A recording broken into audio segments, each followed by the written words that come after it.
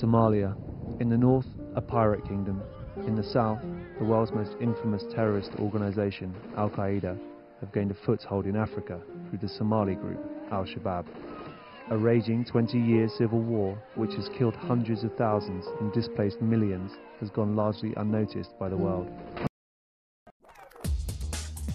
Terrorist organization accused of recruiting British youth. That makes the whole question of Al-Shabaab recruits from Kenya deeply worrying to the authorities here. Strong links to Al-Qaeda. The infidels unite against us, so the Muslims should unite. It's a huge victory for Muslims and a huge victory for Somalis. If Somalis don't support it, they'll regret it. Somalia is now the main threat to the West. Even though the Islamist Al-Shabaab control most of Somalia, it was always going to be hard for the West to accept them as part of the country's future. I would like to tell Europe and America that your peace depends on us being left alone. If you do not let us live in peace, you will not enjoy peace either. Those who commit injustice have a lot to be afraid of. The non-Muslim West has done many injustices to the Muslim people. Their worries and concerns reflect the guilt of their actions. All that we are asking is peace and security within our countries. Al-Shabaab are under attack from all sides. Now, the Ethiopians came through the northern district of Banabey and are currently at a place called Belwentine and have set up a base at Guriel. Now, we also understand that through the Kenyan border with Ethiopia, on the Ethiopian side, troops were seen going into Somalia, central Somalia. Now, Kenya has sent troops on 3 different fronts. You have Liboi, you have Kolaboy, and you have Ras Kamboni. Let's not forget, of course, that you also have Uganda and Burundi in Mogadishu who are pushing in from that flank. And it appears the idea is to outflank Al-Shabaab. From Kenyan. Until such a time that we'll be able to receive that instructions, we'll not be able to know the period that this transition will be able to take. Nonetheless, officially we are in AMISOM, but practically on the ground we're still operating as KDF. Ethiopian. The deployment of Ethiopian troops is said to be the biggest since it withdrew its forces from the war-torn country 2 years ago. And African Union troops. The African Union is an organization of countries in Africa who join together to protect their mutual interests.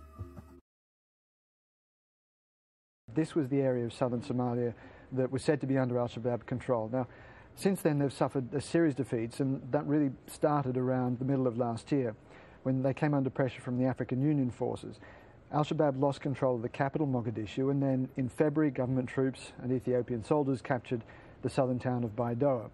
After that, the Somali troops took Afmato and then Afgoy, and that was with the help of Kenyans and Ethiopian troops. And now, of course, they've lost Kismayo, the last major urban centre. So they really don't have a stronghold that they can operate from. Is that the end? No, I don't think it's the end. It's a very serious setback. But it would be naive to think that this is the end for Al-Shabaab. They've had a long time to prepare for this. The Kenyans have been advancing for most of the past 8 months or so on Kismayo. That's been their objective. They've always known that they would struggle to defend the city against the Kenyans in a full frontal assault. So they've had plenty of time to move equipment out, to move men out. A few weeks ago, I was in the town of Marka, which is another coastal town that Al-Shabaab abandoned. And there, the Ugandan troops showed us a weapons cache that it appears Al-Shabaab had left behind. And the weapons they left were all fully functional. These were very heavy weapons, very heavy machine guns.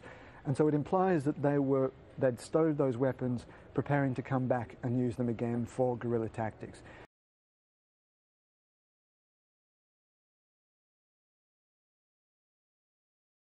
You are a spy, SPY.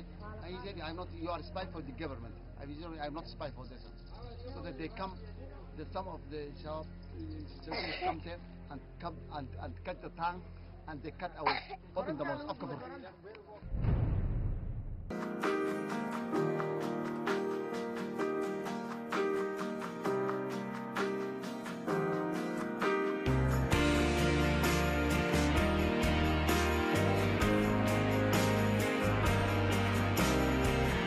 It's a nightmare, a man raping your wife in front of your own eyes.